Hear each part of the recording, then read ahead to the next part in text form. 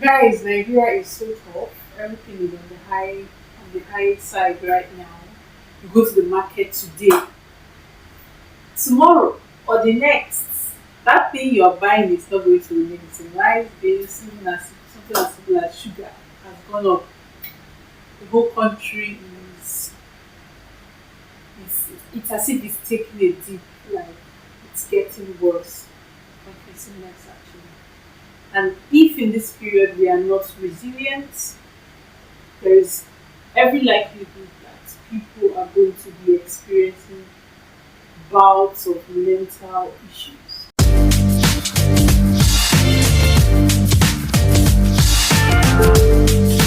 Hi guys, my name is Uba and welcome to my channel. If you're new here, welcome. And we are talking about, or on this channel, it's overview of the Repositioning Podcast, which has been on since 2020, and we have been talking about talks centered on productivity, talks centered on self improvement. That is basically what we do on this channel. Yes, guys. Today, however, we are talking about emotional resilience. Very, very important subject matter. And I was pondering on this when this thing came to my mind, or when I think I was listening to a message, and the preacher mentioned this when I was listening to it, and I thought, okay, let's talk about it here. And I went and read up some more about it, and here I am to talk about emotional resilience. Before we continue, if you have not subscribed, please subscribe to my channel. Click on the subscribe button. And if you are enjoying this video of videos in the past that I've put out, please put a like button. That's how I really like and enjoy what I put out. Okay? Thank you. So let's get back to emotional resilience. What does it mean? As our manner is, we always start with defining or explaining what subject matter is, and that is that emotional resilience is the ability to toughen up, basically, the ability to adapt to difficult situations, to stressful situations, to difficulties, basically. When you are facing a lot of trials, a lot of hard times, a lot of difficulties, your ability to stand the test of those experiences or those situations you're facing is what is known as emotional resilience. And I just want to talk about how this is so important, because the amount of stress people are entering these days is terrible. The economy of the country is taking a dive, and even people that would usually have it easy in quote, because maybe they could afford their daily needs, now have it so hard. Like it has affected everybody, even the rich, the wealthy, the middle class. The poor are the worst case. Like people are finding it difficult to eat their daily bread. That's how bad it has gotten.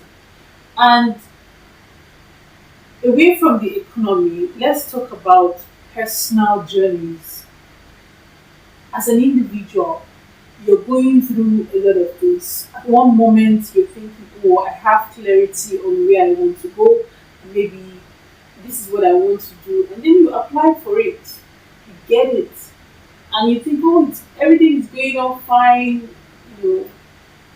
and your life is moving on well. All of a sudden, everything takes a dip, everything takes a dive, and what you thought was going to be long term has become short term. And now things are no more working in your favor. You would have in the past you would say, okay, I know that by this time I should have this amount of money because of what I'm doing currently. But because you have now experienced a dive in your financial situation, you can't even say where the next rent is coming from, or where the next feeding money is coming from, because what you have projected or what you have planned has been destroyed like all of a sudden. Now, what do you do in those cases when you experience like emergency breakdown? Let me use that terminology. Emergency breakdown. When you just experience sudden dive, like your life is going on fine, you're doing good, job is great, life is moving great for you, but all of a sudden nothing is working anymore. And you're thinking, where did it all go wrong? What did I do? What is the what did I do exactly that is causing all this problem? Now, what do you do in this case? In this case, that's what I want to talk about. How to build emotional resilience. Number one is for you to be optimistic.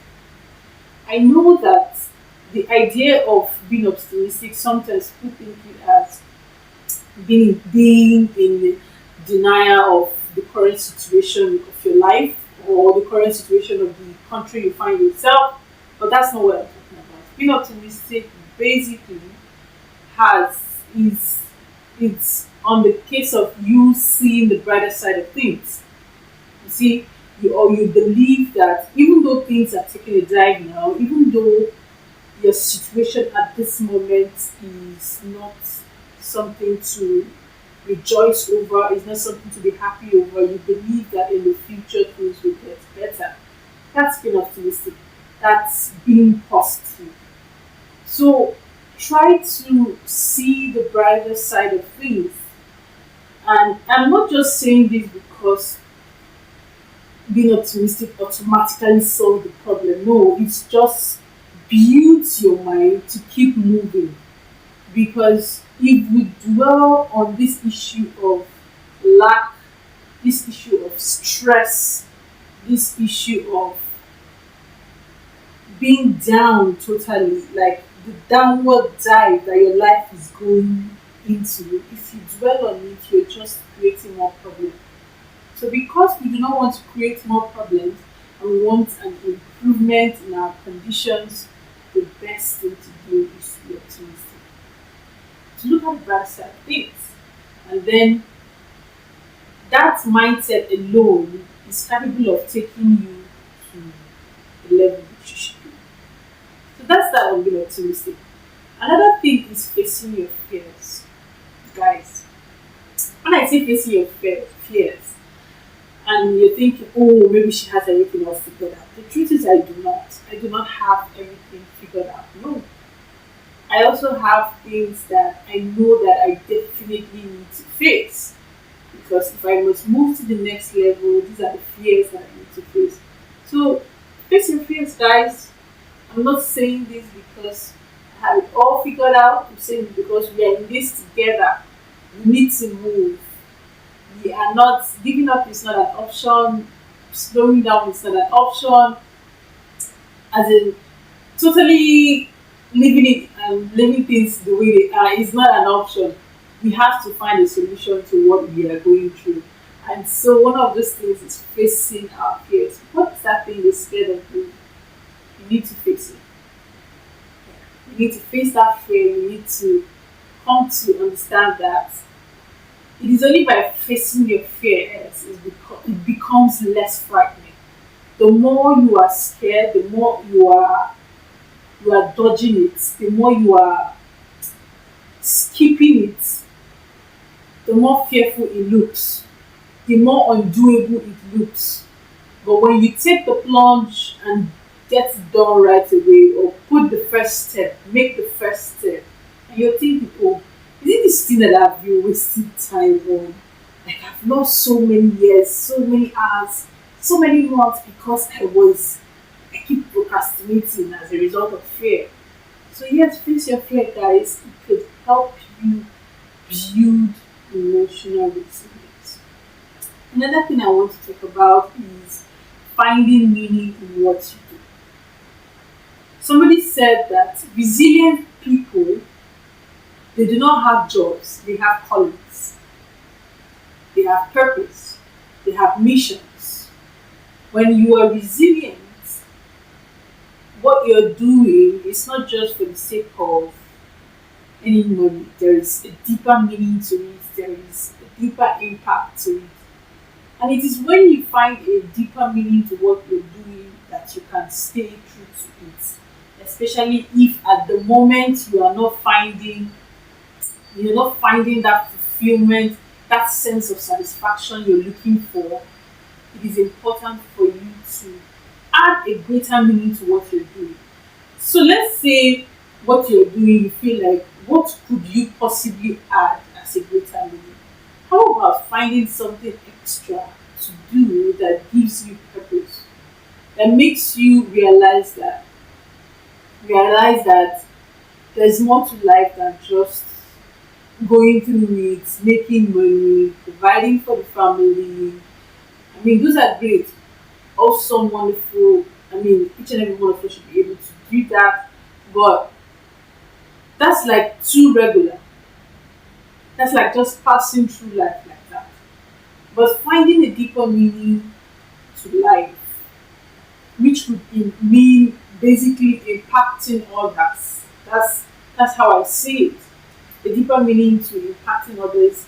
You're not just living life because let's just make the money and it's okay.